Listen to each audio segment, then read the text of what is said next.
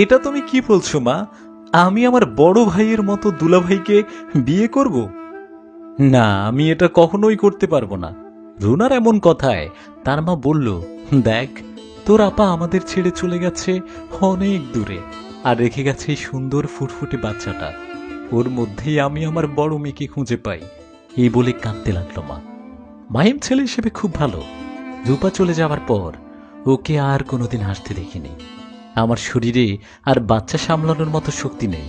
মাহিমকে কোনো দিন না কোনো দিন বিয়ে করতে হবেই। আর তার বউ যদি সন্তানকে আপন করে না নেয়, তাহলে কি হবে ভেবে দেখেছিস? এই দুশ্চিন্তায় আমি থাকতে চাই না। মা, তুই আর এই বিয়েতে না করিস না।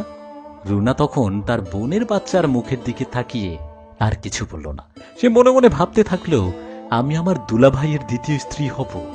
প্রথম স্ত্রী ছিল আমার নিজেরই বোন। যদিও এই বিয়েতে আমার বিন্দুমাত্র